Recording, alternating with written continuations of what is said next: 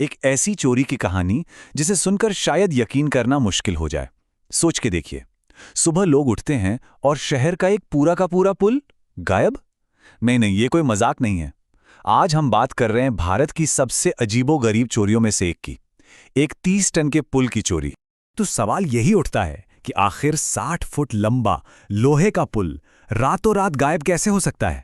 ये सवाल सिर्फ हमारे आपके दिमाग में ही नहीं, बल्कि पुलिस और पूरे देश के दिमाग में घूम रहा था। सुनने में बिल्कुल फिल्मी लगता है ना, लेकिन ये सच है। तो चलिए इस कमाल की चोरी की एक एक परत खोलते हैं।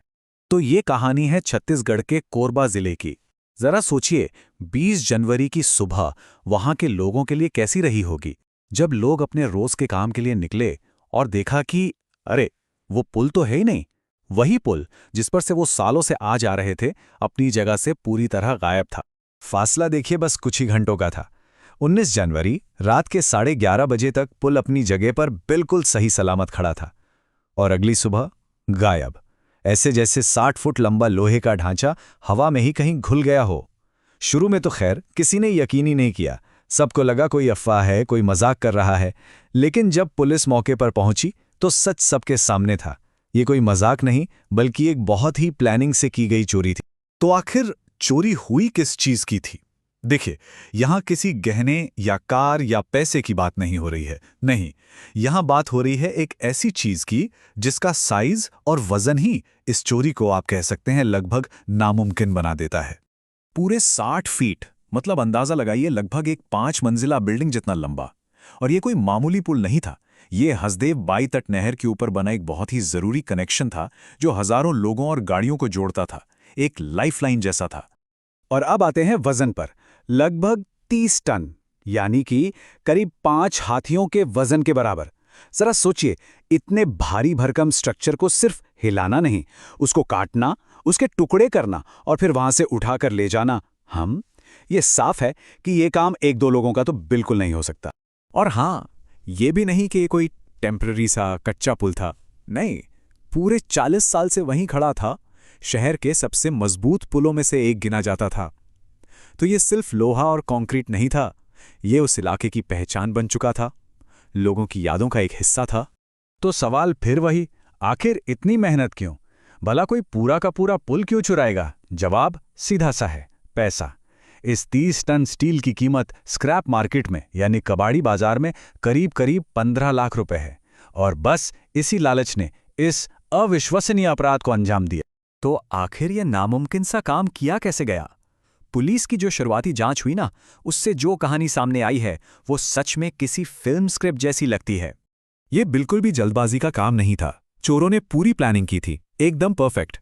पहला कदम, रात के अंधेरे का फायदा उठाओ।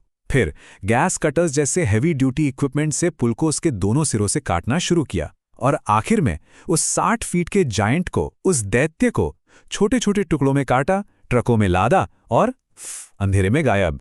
लेकिन कहते हैं ना, हर शातिर चोर कोई ना कोई गलती कर ही जाता है। और यहां भी वही हुआ। चोर अपने पीछे एक बहुत बड़ा पक्का सबूत छोड़ गए। पुल के जो बचे हुए सिरे थे, उन पर गैस कटर के बिल्कुल साफ निशान मिले। और ये निशान पुलिस के लिए पहला बड़ा सुराग था। ये निशान साफ साफ बता रहे थे कि ये काम किसी प्रोफेशनल गैंग का है। और बात यहीं खत्म नहीं हुई। उनकी भूख इतनी थी कि पुल तो चुराया ही, साथ में पास की एक पाइपलाइन पर लगे 40 फुट लंबे लोहे के कवर को भी नहीं छोड़ा, उसे भी काटा और ले गए। इससे एक बात तो बिल्कुल साफ हो जाती है, ये चोर सिर्फ मौके का फायदा उठाने वाले नहीं थे। ऐसा लगता है उन्होंने पूरे इलाके की आराम से रेकी की थी और हर कीमती मेटल पर उनकी नजर थी।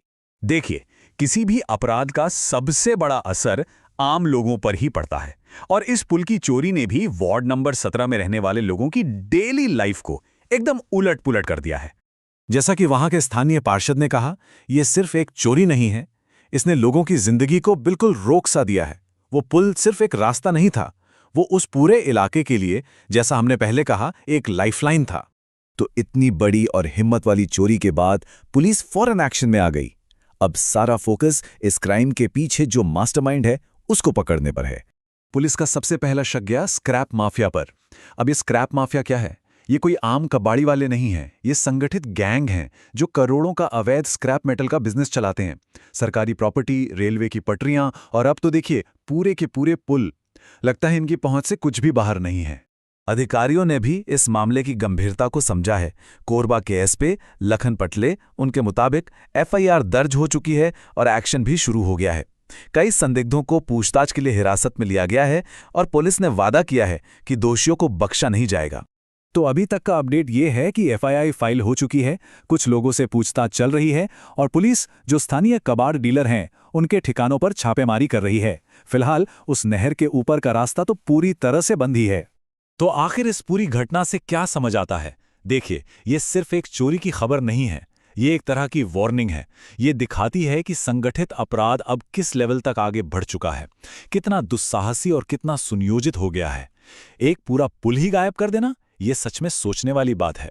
और इस विश्लेषण के आखिर में एक सवाल जरूर उठता है, अगर चोरों का कोई गैंग इतना संगठित और इतना बेखौफ हो सकता है कि वो रातों रात 30 टन का पुल ही उठा ले जाए, तो फिर सोचिए ऐसी कौन सी चीज है जो सुरक्षित है? क्या सुरक्षित है?